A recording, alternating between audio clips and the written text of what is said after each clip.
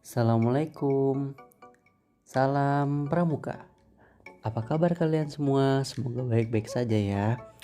Perkenalkan, kami dari kelompok 7 mata kuliah kepramukaan kelas PAI 5E yang beranggotakan Windy Hanika Maulida, Salsabila, dan Muhammad Faris Rizkilah. Baik, langsung saja kita simak. Bismillahirrahmanirrahim. Baik, saya Windy Hanika Maulida akan menjelaskan pengertian Satuan Karya Pramuka, SAKA. SAKA di lingkungan World Scouting disebut Scout Service Brigade, merupakan wadah pendidikan untuk mengalirkan minat, mengembangkan bakat, dan meningkatkan pengetahuan, keterampilan, dan pengalaman. Pramuka penegak dan pramuka pandega dalam berbagai bidang kejuruan atau teknologi. SAKA memotivasi mereka untuk melaksanakan kegiatan karya nyata dan produktif sehingga dapat memberi bekal bagi kehidupan dan pengabdiannya kepada masyarakat, bangsa, dan negara sesuai dengan aspirasi pemuda Indonesia dan tuntutan perkembangan pembangunan dalam rangka peningkatan ketahanan nasional. Tujuan dan sasaran Satuan Karya Pramuka. Tujuan dibentuknya SAKA bagi pramuka penegak dan pramuka pandega adalah pemantapan ketahanan dan ketangguhan mental, moral, fisik, intelektual, emosional, dan sosial khususnya teknologi, sehingga mereka benar-benar siap sebagai kader bangsa sekaligus kader pembangunan yang bermoral Pancasila. Sasaran dibentuknya SAKA pramuka bagi pramuka penegak dan pramuka pandega adalah memberi bekal agar memiliki satu ketahanan dan ketangguhan mental, moral, fisik, emosional, intelektual, dan sosial untuk menghadapi tantangan hidup di abad ke-21. Kedua, keterampilan penerapan iptek praktis untuk hidup dalam belantara kehidupan abad ke-21 secara mandiri, berani, dan bertanggung jawab. Ketiga, keterampilan untuk berwirausaha. Selanjutnya, pembentukan Satuan Karya Pramuka. Yang pertama, SAKA dapat dibentuk jika 10 orang pramuka penegak atau pandega putra atau 10 orang pramuka penegak atau pandega putri mempunyai minat dalam bidang yang sama, bersepakat untuk membentuk SAKA yang sesuai dengan bidang yang diminatinya. Yang kedua, gugus depan, di mana para pramuka penegak atau pandega yang bersepakat tersebut di atas menjadi anggota, berdekatan, dan ada dalam satu wilayah cabang atau ranting. Yang ketiga, para pramuka penegak atau pandega pendiri tersebut mempunyai calon pembina pramuka penegak atau pembina pramuka pandega yang berminat dan berkompeten atas bidang yang menjadi minat para pendiri SAKA. Yang keempat, masyarakat sekitar SAKA tersebut mendukung berdirinya SAKA dan pendiri SAKA bersedia untuk menjadi anggota Majelis Pembimbing SAKA. Baik, saya akan melanjutkan materi selanjutnya yaitu kedudukan Satuan Karya Pramuka atau SAKA. Pembentukan SAKA perlu memperhatikan adanya instansi atau organisasi, baik pemerintah atau swasta, yang mempunyai kegiatan terkait atau sesuai dengan bidang-bidang yang menjadi kegiatan SAKA dan berlokasi di wilayah SAKA. Partisipasi interaktif instansi atau organisasi tersebut dengan SAKA terkait sangat diperlukan, bahkan merupakan suatu keharusan demi misi tercapainya sasaran dan tujuan SAKA. Selanjutnya yaitu anggota SAKA dan pengorganisasian SAKA.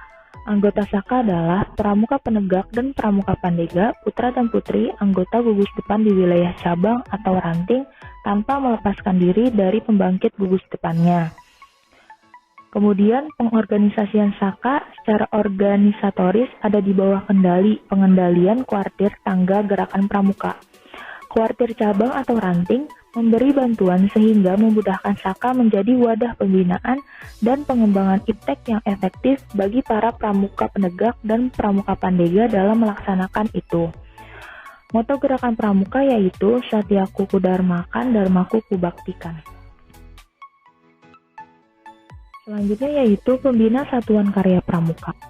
Saka dibina oleh Pamong Saka dan instruktur Saka. Pamong Saka adalah pembina pramuka mahir, penegak atau pandega yang memiliki minat dan kegemaran pada suatu bidang kesakaan berusia 30 sampai dengan 50 tahun.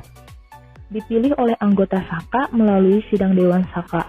Pamong Saka terpilih diangkat untuk masa bakti 5 tahun serta dilantik oleh Ketua Kuarcap atau Ketua Kuaran yang bertanggung jawab. Selanjutnya yaitu instruktur Satuan Karya Pramuka. Instruktur Saka adalah pembina pramuka mahir, penegak atau pandega, atau seorang yang memiliki perhatian pada pembinaan kaum muda yang ahli dan berpengalaman dalam suatu bidang iptek yang diperlukan untuk kegiatan Saka.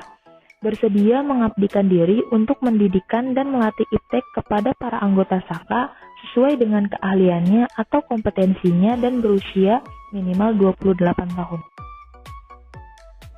Baik, selanjutnya yakni pimpinan Satuan Karya Pramuka. Pimpinan Saka adalah anggota kuartir, cabang atau kuartir ranting, terdiri dari andalan cabang atau ranting urusan Saka, Pamong Saka dan instruktur Saka yang masa baktinya sama dengan kuartir. Baik, selanjutnya saya akan menjelaskan tentang Majelis Pembimbing Satuan Karya Pramuka. Majelis Pembimbing Saka, disingkat Mabisaka, beranggotakan tokoh-tokoh masyarakat yang menaruh minat pada Satuan Karya Pramuka sebagai sarana pembinaan kaum muda di bidang teknik melalui kepramukaan. Terdiri dari Ketua Mabisaka, Wakil Ketua Mabisaka, Sekretaris dan anggota. Ketua Mabisaka ex officio anggota Mabikap atau Kabiran. Mabisaka disingkat atas rekomendasi pimpinan Saka dan dilantik oleh Kak Kuarcap atau Kak Kuaran. Mabisaka bertanggung jawab kepada kuartir yang bersangkutan. Lalu selanjutnya yakni jenis-jenis Satuan Karya Pramuka. Yang pertama ada Saka Bahari dengan kegiatan di bidang kebaharian. Yang kedua Saka Bakti Husada dengan kegiatan di bidang kesehatan. Yang ketiga Saka Bayangkara dengan kegiatan di bidang kebayangkaraan. Lalu keempat, Saka Dirgantara dengan kegiatan di bidang kedirgantaraan. Yang kelima, Saka Kencana dengan kegiatan di bidang keluarga berencana. Lalu yang keenam, Saka Taruna Bumi dengan kegiatan di bidang pertanian. 7. Saka Wana Bakti dengan kegiatan di bidang kehutanan. Lalu yang terakhir 8 Saka Wira Kartika dengan kegiatan di bidang bela negara. Lalu selanjutnya pengelolaan Satuan Karya Pramuka. Dewan Saka, Pamong Saka dan instruktur Saka adalah pengelola operasional Saka. Kegiatan-kegiatan operasional Saka dilaksanakan dengan prinsip dasar kepramukaan dan metode kepramukaan. Kegiatan-kegiatan operasional Saka adalah oleh dan untuk anggota Saka atas tanggung jawab Dewan Saka, Pamong Saka, dan instruktur Saka. Kegiatan operasional Saka putra dan putri dapat dilakukan bersama dengan mentaati prinsip dasar kepramukaan dan metode kepramukaan. Dalam kegiatan operasional Saka diterapkan yang pertama belajar sambil mengerjakan atau learning by doing. Yang kedua belajar untuk memperoleh, learning to earn. Yang ketiga penghasilan untuk hidup, earning to live.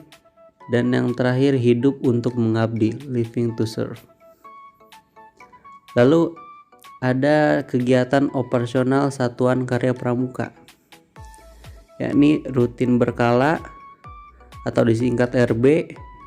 Lalu ada pengabdian karya nyata yang disingkat PKN. Lalu ada praktek kerja lapangan dan bina potensi diri yang disingkat BPD. Baik, mungkin cukup sekian dari kelompok kami. Bila ada kurang lebihnya mohon maaf. Wassalamualaikum warahmatullahi wabarakatuh.